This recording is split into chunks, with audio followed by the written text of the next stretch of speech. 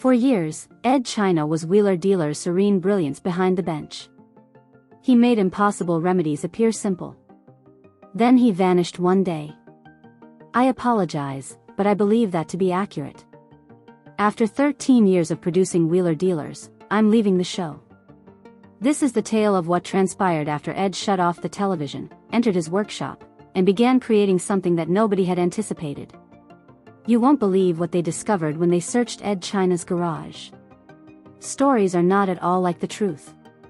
Fans were startled to learn that he had abruptly left the popular and long-running automotive show Wheeler Dealers in March 2017. For over a decade, the tall, amiable mechanic had been the main attraction, renowned for his thorough fixes and cool explanations. Edd decided to quit after 13 seasons and hundreds of car changes. It wasn't that he had lost interest in automobiles.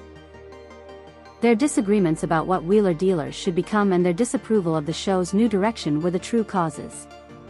Originally a low-budget UK production, the show has recently gained international popularity. Edd and co-host Mike Brewer became friends as a result. Edd was in charge of fixing up second-hand cars, while Mike was in charge of buying and selling them. What set Wheeler Dealers apart were Edd's detailed workshop components. People discovered how to breathe new life into an old car by comparing the before and after photos. The show's character grew to include that integrity and regard for the craft. However, things were about to change. In 2017, Discovery Channel announced that a new production firm would produce Wheeler Dealers in the United States rather than the United Kingdom. As a result of the shift, the show would be produced differently. The producers sought to reduce the amount of time spent in the workshop, as seen by Edd's farewell video, which received millions of views in a matter of days. In order to make the presentation run more quickly and be shorter, they intended to show less detailed repair video and more efficient cuts. Edd disagreed. In the video, he calmly but firmly explained his arguments. This approach, he claimed, would make the program less instructive.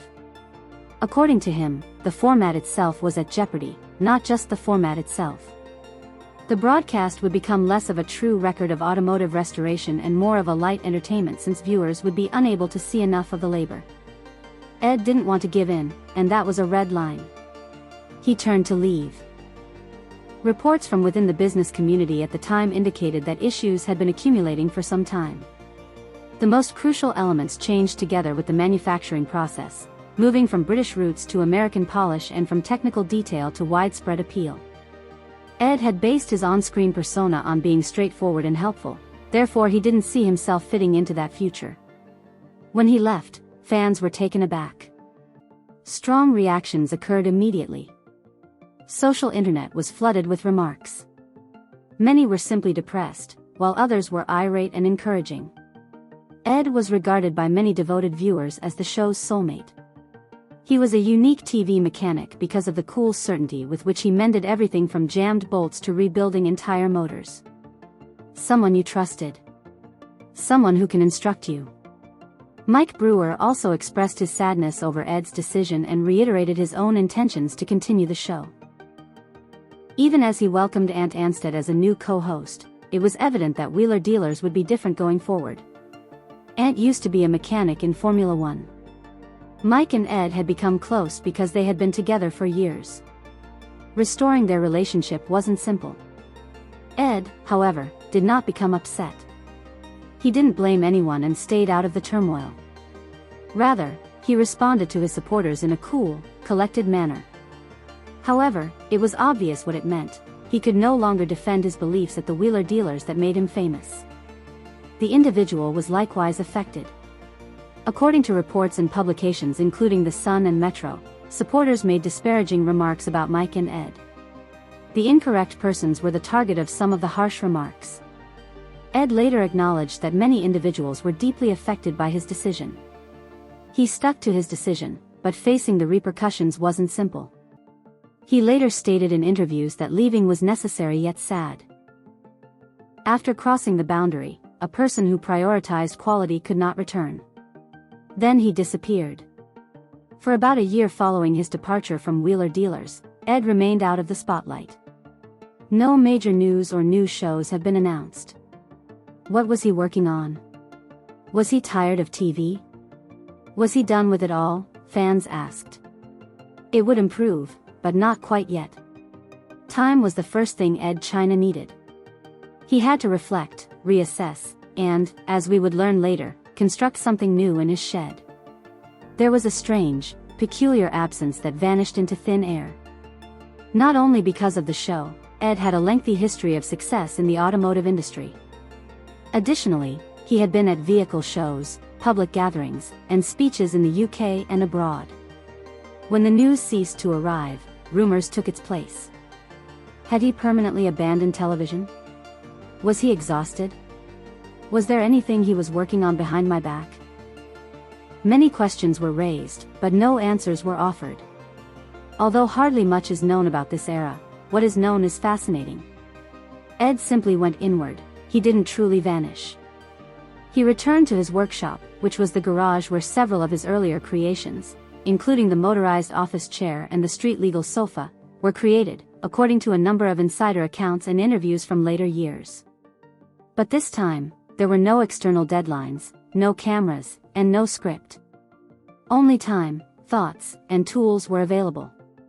Edd was recharging during this period, according to those who knew him well. For years, he had been working under the constraints of television production and filming on short notice. He suddenly had the freedom to go at his own speed, which he did. No, he wasn't just lounging about. However, his focus shifted. He was merely constructing again, for the sake of building, and not building anything of value. He was repairing things, experimenting, and working because he wanted to, not because he had to. This was going back to the fundamentals. People who knew Edd often stated that he was a man who never stopped thinking. Even when he wasn't in the spotlight, he was sketching, creating prototypes, and working on forgotten projects. Before Wheeler Dealers, he had some ideas. They were inventions that need time and space to perfect, or ideas that didn't function well on the show. Now he had both. A few unverified rumors circulated at the time that he was experimenting with electric car conversions. Edd has always been interested in green technologies and various powertrain kinds, so this is not surprising. Some even claimed that he was developing a method for modifying vintage cars to incorporate modern electric drivetrains without affecting their appearance. However, no concrete evidence of what was happening behind those locked garage doors surfaced that year, so these were merely rumors. Fan interest, however, did make it out. A number of online forums inquired about Edd's whereabouts. Old Wheeler Dealers videos on YouTube received a lot of sentimental and anxious remarks. Some friends believed he had permanently left the company. Some believed he was preparing a major event. The majority merely wished that he was in good mental, physical, and creative health. There was some justification for the concern. Resigning from a major show has consequences, particularly if it was the one that launched your career. In hindsight, Edd acknowledged that the transition had been challenging and difficult. He remained composed when bidding farewell in public, although he had recently severed connections with a worldwide platform, a steady source of money, and a project he had dedicated years of effort to. It is reasonable to assume that they required time to consider everything. And there's the stress problem. Even the most resilient individuals can become exhausted by demanding production schedules, being extensively observed by executives, fans, and producers, and having to deal with them for years. According to other employees, Edd had been subtly grumbling about his dissatisfaction in the months before to his departure. The creative spark remained, but the circumstances prevented it from developing. After then, the shed became a secure location. During this period, Edd also took a break from social media. He stopped tweeting after that. There was no activity on his YouTube channel. For someone who is so connected to DIY projects and being forthright and honest, the silence was almost unsettling. Occasionally, rumors surfaced. Those who paid close attention reported seeing him at quiet antique car meets or local engineering displays. More rumors were spread as a result of these appearances. Did he investigate the market? Searching for collaborators? Testing a novel concept in secret? Edd wasn't saying, and nobody was certain. But the longer the silence, the greater the wonder. What was going on in the building? Edd was enjoying a well-earned vacation. Or was it something he reverse-engineered that would surprise everyone, as he frequently does? As 2018 progressed, it became increasingly thrilling. A few hazy updates started to appear, such as brief blog entries, remarks made during interviews, and other indications that something was approaching. Edd remained. He only wanted to remain unnoticed.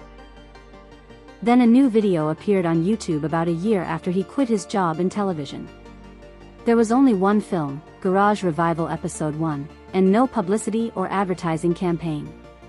That year of stillness had to be utilized for something else first, but the name spoke it all. It was the womb, not a hole. And everything was about to change because of what was happening behind that garage door. The workshop comes to life. In May 2018, Edd China returned, although not to television. With Edd China's Garage Revival, a YouTube series he created, he returned on his own terms. When Edd returned after nearly a year of silence, fans weren't greeted with marketing gimmicks or a dazzling rebranding. Rather, they encountered something more straightforward, pure, and unmistakably Edd. The concept was surprisingly practical: locate individuals who had begun restoring vintage cars and assist them in completing the tasks they were unable to complete alone. Edd visited garages and homes all around the United Kingdom to work with ordinary car enthusiasts who had neglected their vehicles for years due to a lack of time, funds, or technical expertise. Edd was there to restart these projects that had been placed on hold. However, it was about people as much as it was about vehicles. The show had a more profound emotional undercurrent. The love that lies behind every greasy frame, the frustration of unfulfilled dreams, and the happiness that comes when someone finally receives the assistance they require to move on were all depicted. Edd was getting things moving again, not simply repairing engines. A vintage VW Golf GTI that had been abandoned while being refurbished was the subject of the inaugural show. The owner allowed Edd to join him in the pandemonium of his incomplete project after he had done everything he could with the resources and knowledge at his disposal. A thorough and sincere assessment of the vehicle's condition came next. Edd had no desire to be filmed. He didn't make things simpler in order to add intrigue. He went on the ground in front of everyone and explained what needed to be done and why. Garage Revival became well known for that sound. It was real, no question about it. Voiceovers and audio tracks are not utilized. Only a camera and a car are present, and Edd is doing what he usually does best, talking about complex automotive issues in plain English. He demonstrated how to unclog a blocked brake line. He explained how everything operated on the inside because there were occasions when a gearbox wasn't operating properly. It was like coming home to fans who missed his in-depth articles on wheeler dealers. The low production values were intended. The TV channel was no longer helping Edd, executive producers were not in charge of the format, and there were no rigid broadcast timetables.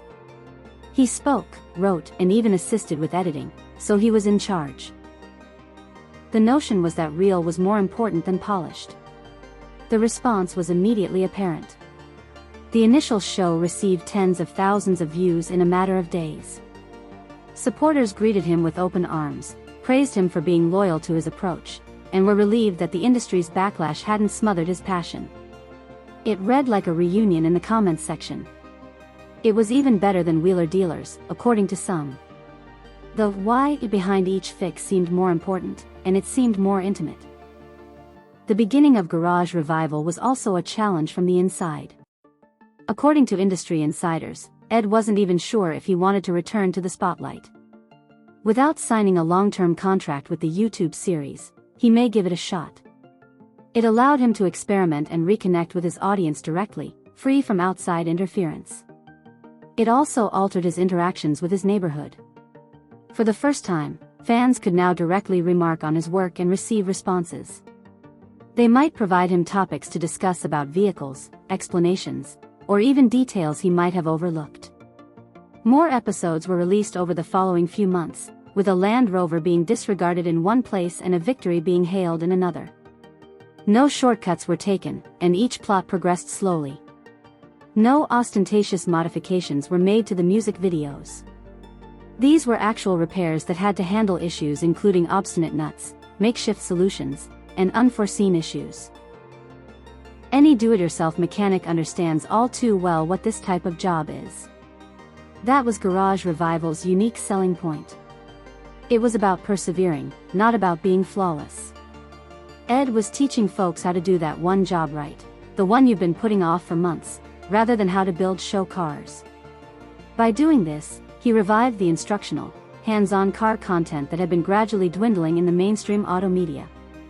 It's crucial to keep in mind that Garage Revival did not have to become a well-known brand. Edd completed it on his own schedule so that he could resume his favorite activity while remaining independent. For those who had been following his journey for years, it was also a clear message: he had simply taken a detour and wasn't missing. By the end of 2018, Edd had demonstrated his ability to plan on his own. To remain popular, he didn't need a wealthy corporation. For him, having a camera, a worthwhile profession, and an excuse to get his hands filthy was sufficient. And that was it. The workshop lights were all his this time when Garage Revival turned them on. The garage served as a safe haven and a place to generate fresh ideas behind the closed doors of his private workspace. There was a partially disassembled prototype in the darkest back corner. Something had obviously gone wrong, even if it had been intended for a public demonstration. It was an experiment in small-scale personal mobility with gyroscopic stability and was dubbed a self-steering bar stool. However, when the project was abandoned, it was in poor condition. Wires hung from burning control boxes, and burn marks turned the boards below black. According to a witness, there was a heat incident in the lithium battery housing. The evidence indicated that Edd had narrowly escaped a serious workshop fire, despite the fact that no one was injured. This was a unique glimpse into the perils of constantly coming up with new ideas for a designer who is renowned for being exact and in control. Even after his ideas failed, Edd's will to push the boundaries persisted. As one industry insider put it, that thing looked like it tried to cook itself alive. Edd didn't consider things carefully before sharing them, and the garage wasn't simply a place to play, it was also a lab. He pursued them. Some developed into incredible roadworthy vehicles. During testing, several, like the self-steering bar stool, had terrible failures. However, each screw, illustration, and sooty sample revealed the same thing: an insatiably creative mind. A solitary inventor surrounded by endeavors that blur the line between genius and insanity. Most people aren't aware of this aspect of Edd. Even though some of those experiments have some burn marks on them, it simply goes to demonstrate how far he's willing to go to create something that no one else would dare try. Novelties. Following the modest but sincere success of Garage Revival, Edd found himself in a pivotal moment. Without the assistance of a large network, he had demonstrated that he could succeed on his own, that his reputation, notoriety, and passion for the show could carry it. Reimagining oneself, however, meant more to Edd than simply returning to the film industry. It has to do with radically altering his position in the automotive industry.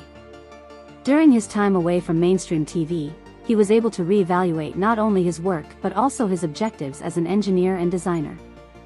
Although many still recognized Edd as the man from Wheeler Dealers, he had been secretly considering alternatives to conventional combustion engines for years. Long before electric vehicles gained popularity, he had been working on hybrid retrofits, alternative powertrains, and green transportation concepts. He was able to finally express his ideas to the public after gaining complete control over a platform. In April 2021, Edd started a new YouTube series called Edd China's Workshop Diaries. The objective was greater, but the approach was simple.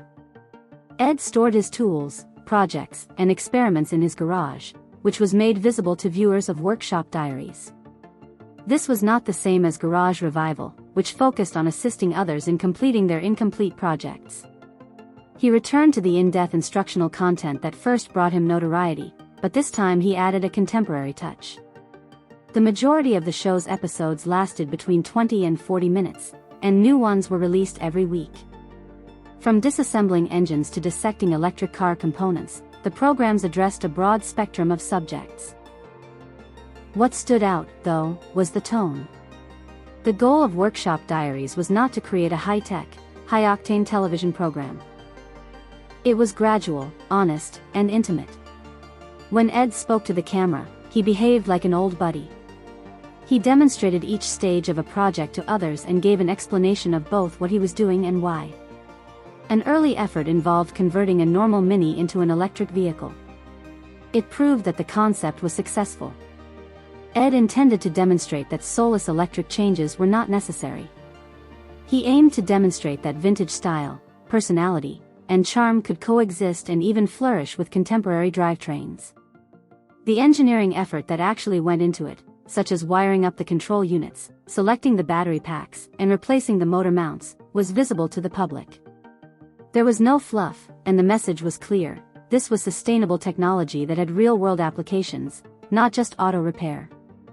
As the series progressed, the focus of Workshop Diaries evolved. Certain episodes were more akin to routine restoration tasks, such as repairing issues with the suspension, transmission, or fuel system. Others investigated more ambitious concepts, such as testing out older platforms with regenerative braking systems or creating lightweight body pieces from recycled materials. In few instances, Edd even conducted lengthy Q&A sessions based on viewer-submitted questions or tried out technologies that people had created themselves. Companies did not select the content. The tone wasn't set by any marketers. It was a never-ending display of ability and inventiveness. In many respects, the series was Edd's best declaration of purpose to date. It combined accessibility, creativity, and education. He challenged conventional wisdom by advising both professionals and enthusiasts that garages should be viewed as laboratories rather than storage spaces.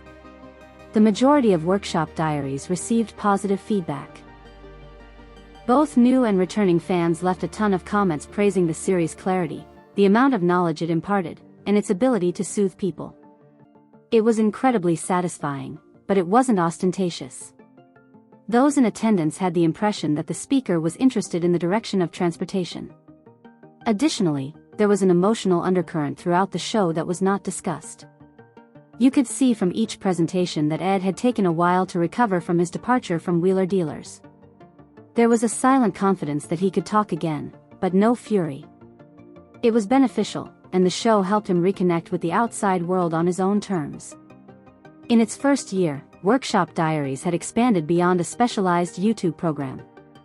It became a meeting spot for engineers, tinkerers, enthusiasts of vintage cars, and those with an eye toward the future.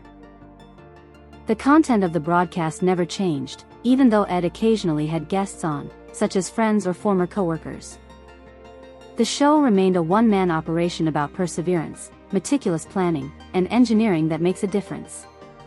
Naturally, that leads us to the larger picture, the legacy of Edd China. Edd's story demonstrates how crucial it is to uphold your moral principles in the fast-paced industries of media and automotive entertainment. Edd could have continued working for Wheeler Dealers. He had the option of taking the money and becoming a speedier, more flamboyant version of himself. But he didn't.